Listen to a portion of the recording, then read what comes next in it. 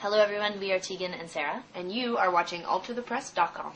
I enjoyed 2009. It was a busy year. We made a new record, Sainthood. We also we did 3 books, On, In, and At, which we just released at the same time as Sainthood. And now we're gearing up to tour the world. So it's been busy. Sara slacked off a bit. We feel like, the record's only been out for a few weeks, but I feel like the response so far from the people that count the most, fans, To the new record.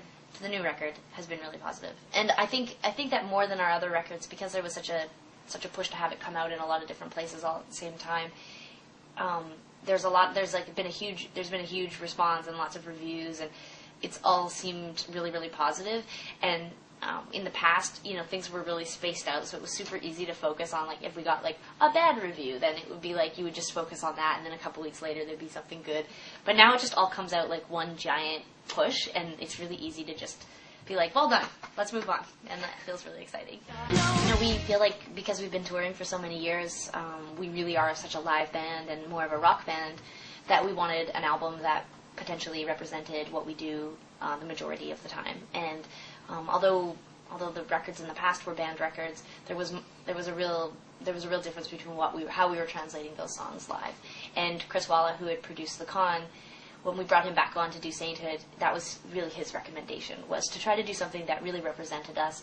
And he also felt like the demos that we had written for Sainthood, that it might be interesting to see how the songs developed and changed if we got them into the studio in a recording environment and just played them, just organically jammed, basically, for a day and see how each song would change.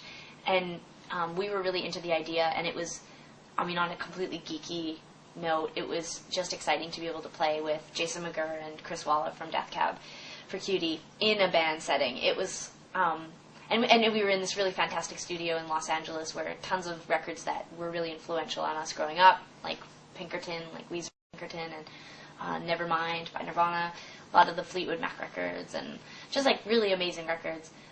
We were in that room, and there was something it was probably my most I'm in a band and I'm making a record in Los Angeles moment in 10 years. It was pretty exciting. So that's basically why we did Sainthood like that.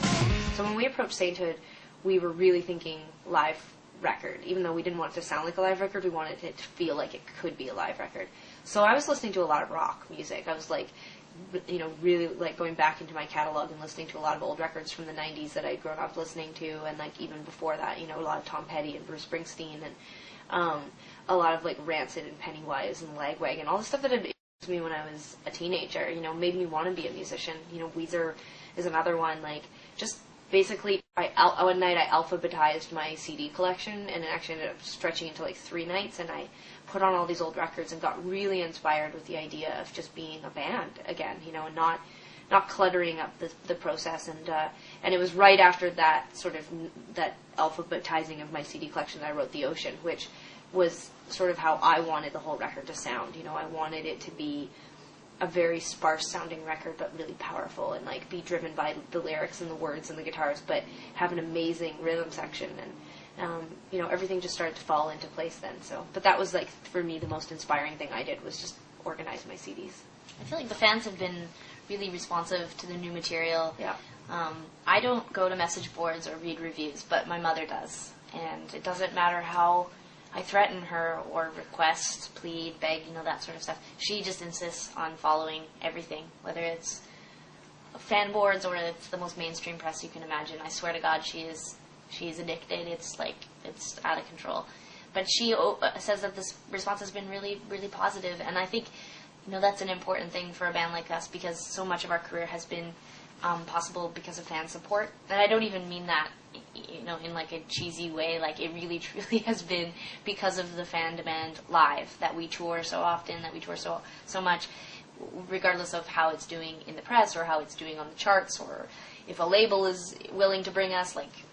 We have really, really strong fan base, and so the fact that they have liked the album, or that they seem to like the album thus far, was a huge relief. Probably a bigger relief to me than how other people, the media or the label, liked it. Most important to me was that when the people who would be staring at us from the crowd, I didn't want to see their faces. look really sad when the new material came on. Like we were like in an experimental stage, and they're like, "Oh, I hate it when they play the new stuff." They seem really excited.